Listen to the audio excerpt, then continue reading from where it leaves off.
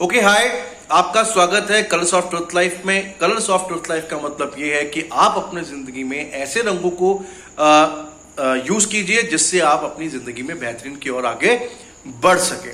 तो आज हम बात करेंगे बहुत ही इंपॉर्टेंट टॉपिक पे, जिसका नाम क्या, जिसकी एक फीलिंग है, यानी कि उस टॉपिक की एक फीलिंग है। उस टॉपिक का फीलिंग मैंने इसलिए बोला क्योंकि कई लोग जो है निराश हो जाते हैं और कई लोग जो है टूट जाते हैं। कई लोगों को हेजिटेशन फील होता है और वो किससे होता है? इंग्लिश स्पोकन यानी कि इंग्लिश स्पीकिंग आपका अच्छा नहीं होता है, आप अच्छे से इंग्लिश को नहीं बोल पाते हैं, आप जो है कई वर्ड्स से भी प्रॉब्लम कर जाते हैं। तो उसी को लेके आज ये छोटा सा वीडियो हम आपके सामने लेकर के आए हैं। तो आज हम आपको बताएंगे इंग्लिश के 5 बेसिक रूल्स, यानी कि आप 5 ऐसे बेसिक रूल को फॉलो करके कैसे अपनी इंग्लिश को अच्छा कर सकते हैं और आपको हेजिटेट होने की जरूरत नहीं है। आप बहुत ही बेहतरीन तरीके से अपनी इंग्लिश को बेहतर बना सकते हैं। हमारे साथ है नंदनी, अंश और साथ में सना, यानी कि ये 3 बच्चे ऐसे जो कि हमारे यहाँ पे आरजे का कोर्स भी कर रहे हैं। ये आरजे का मतलब रेडियो जॉकी होता है और आरजे नंदनी, आरजे सना, आरजे अंश आपके सामने ये 5 बेसिक रूल्स लेकर के आए हैं। तो आप इन्हें जरूर सुनिएगा। 5 बेसिक रूल्स के फर्स्ट रूल क्या है, प्लीज बताइए। Don't study grammar too much. Don't study grammar too much, यानी कि आप जो है आपने सोचा होगा कि यार ग्रामर बोल के ही हम जो है इंग्लिश को बोल सकते हैं, बट ऐसा नहीं है। इसके विपरीत भी कुछ अलग चीजें हैं। यानी कि ग्रामर के साथ इंग्लिश बोलना ओके है, गलत नहीं है, हम गलत नहीं कह रहे, लेकिन ज्यादातर ग्रामर को यूज करना भी गलत है। यानी कि उससे ही आप हेजिटेशन फील करते हैं क्योंकि आपको ऐसा लगता है कि मैंने कुछ बोला तो ये क्या गलत तो नहीं बोल दिया, क्या ये चीज यार गलत तो नहीं हो गई। तो इससे हमारे माथे पे पसीने छूट जाते हैं कि जब हम स्टेज पे खड़े होते हैं, इससे हमारे माथे पे पसीने छूट जाते हैं जब हम किसी के सामने खड़े होते हैं या फिर हम इंटरव्यू सेक्शन में जाते हैं। तो इसीलिए ग्रामर को ज्यादा यूज मत कीजिए, लेकिन इंग्लिश को सही से पढ़िए और जानिए। चलो आइए चलते हैं सेकंड रूल की तरफ। सेकंड रूल क्या है? Learn phrases. लर्न फ्रेजेस, यानी कि आपके पास वोकेबलरी है, सेंटेंसेस है और आप कभी कभार क्या चाहते हैं कि अपनी जिंदगी में आप बहुत जल्दी में होते हैं। आपने देखा होगा लाइफ की स्पीड बहुत ज्यादा है, तो आप जब जल्दी में होते हैं तो आप क्या करते हैं कि कभी कभार जब भी कोई काम कर रहा होता है, आप उन्हें काम करते हुए देखते हैं तो आप क्या कहते हैं? Okay now carry on. यानी कि कैरी ऑन क्या हुआ? आपका फ्रेज हुआ। और ऐसे ही कई फ्रेजेस वर्ड्स जो आपके शॉर्ट फॉर्म में आपकी बात को खत्म कर दे, वो फ्रेज कहलाते हैं और उसको यूज करके आप अपनी इंग्लिश को भी बेहतरीन बना सकते हैं। क्योंकि आपको इतना लंबा सेंटेंस, इतना वोकैबुलरी वर्ड्स बोलने का जरूरत नहीं है, आपको सिर्फ जरूरत है तो अच्छे फ्रेजेस वर्ड्स की। तो थर्ड क्या है हमारे पास? Only listening, not enough. Only listening, not enough, यानी कि आपको सिर्फ सुनना ही बहुत अच्छा नहीं है। यानी कि कई लोग ऐसे होते हैं जो कहते हैं कि यार सिर्फ हम ना सुनते हैं चीजों को। आपने वॉकी टॉकी लगा लिया और आप ये समझ रहे हैं कि हम कुछ वोकैबुलरी वर्ड सुन लेते हैं, आप कुछ सेंटेंसेस सुन लेते हैं या कोई नॉवल स्टोरीज सुन लेते हैं, तो उससे आपको लगता है कि यार हमें ना इंग्लिश में बहुत बेहतरीन हो जाएंगे और इंग्लिश हमें बहुत अच्छे से आने लग जाएगी। लेकिन ऐसा नहीं होता है।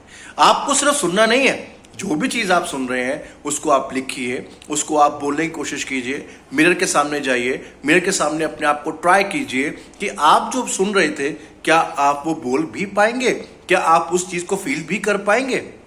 तो यही था third topic, third option. Fourth हम बात करते हैं। फोर्थ क्या है?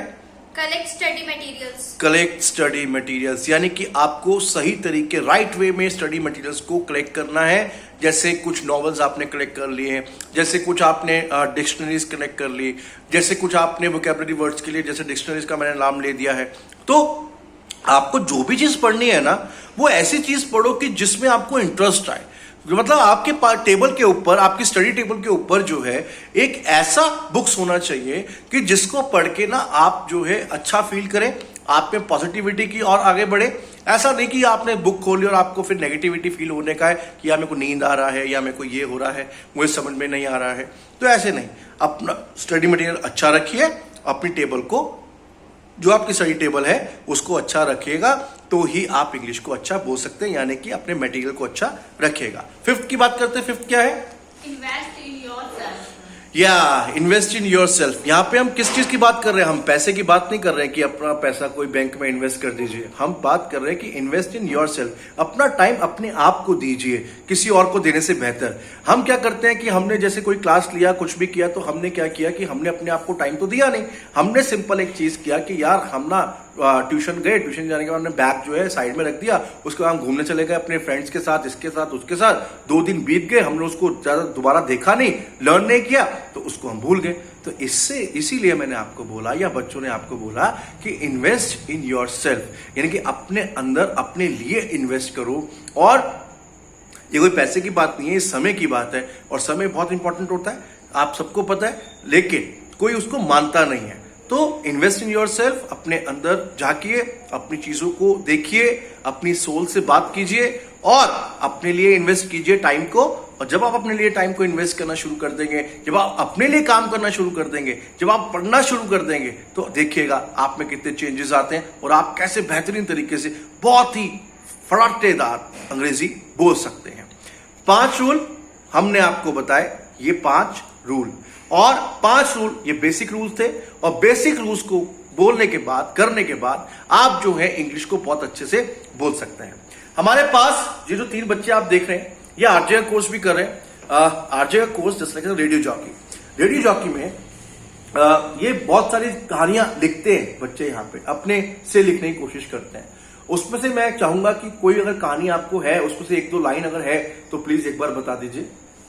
नन्हे, कोई अगर 1-2 लाइन है तो प्लीज बता दीजिए। शायद बच्चे अभी हेजिटेट हो रहे हैं क्योंकि उनका भी अभी फर्स्ट टाइम है, क्योंकि ये चैनल है ना कलर्स ऑफ ट्रुथ लाइफ, इसमें यही है कि ऐसे रंगों को आपके सामने लेकर के हम आएंगे जो बिल्कुल ही नादान होंगे, और नादान परिंदों की तरह जो है वो भी उड़ना चाहते हैं, उनके भी पंख लगना चाहते हैं, लेकिन उनको पहले सीखने की बहुत आवश्यकता है। तो ऐसे जैसे मान लीजिए मैं आपके सामने बोल रहा हूं इंग्लिश के बारे में, तो मैं क्या बोलूंगा आरजे की लाइन में? पढ़ते पढ़ते आंख लग गई, सपने हो गए ऐसे कुछ चूर, जब लोगों ने बोला मुझे तू ये ना भूल कि तू किस घर से आता है। तो जब आप पढ़ रहे होते हैं, पढ़ते पढ़ते जब आपकी आंख लग जाती है तो आपको याद आता है, अरे यार